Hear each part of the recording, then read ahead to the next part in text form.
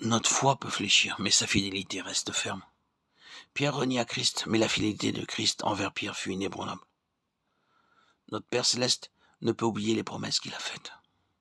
Il ne peut se renier lui-même en manquant à sa parole. Si nous sommes infidèles, il demeure fidèle, car il ne peut se renier lui-même. De Timothée 2,13. Peut-être sommes-nous prêts à céder à l'ennemi, à abandonner notre tâche dans une crise de découragement, et même à lâcher la charrue après y avoir mis la main. Mais Christ, lui, n'est ni déconcerté ni découragé. Le désespoir ne l'accable jamais. Il n'admettait pas que l'ennemi fût jamais victorieux. Il s'est rendu responsable de nous, et il demeure fidèle. Celui qui vous a appelé est fidèle, et c'est lui qui le fera. 1 Thessaloniciens 5,24.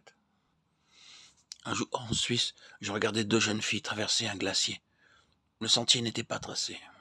Il y avait ici et là des crevasses. Elles n'avaient même pas de chaussures spéciales. Cependant, elles s'avançaient sans peur, et en sûreté, parce qu'elles étaient encordées à quelqu'un qui, lui, savait comment éviter les dangers et surmonter les difficultés.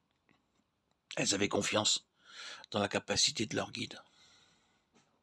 Dans notre pèlerinage, nous rencontrerons beaucoup de dangers et d'épreuves, mais nous n'avons pas à avoir peur, car nous aussi nous sommes encordés à un guide, auquel le Père nous a confié pour qu'il nous conduise en sécurité jusqu'au but.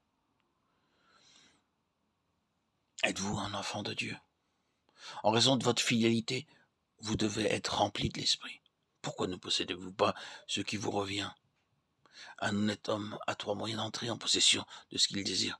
Il peut acheter, échanger ou recevoir. Peut-on acheter la plénitude de l'Esprit? Simon le magicien fut sévèrement réprimandé lorsqu'il essaya de le faire.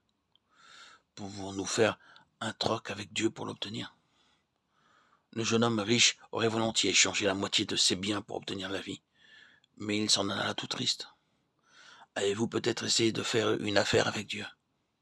Lui avez-vous offert un peu de temps perdu, des restants de votre force, un peu de votre talent en échange de la plénitude de l'Esprit? Un seul moyen vous reste par lequel vous pouvez posséder cette plénitude, c'est de la recevoir comme un don. Nous connaissons qu'il demeure en nous par l'Esprit qu'il nous a donné. 1 Jean 3,24. Que faisons-nous généralement lorsqu'un don nous est offert? Nous l'acceptons et nous remercions le donateur.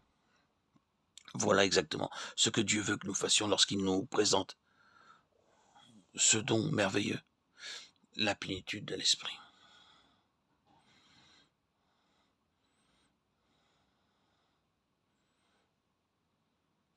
La foi s'approprie la plénitude de Dieu.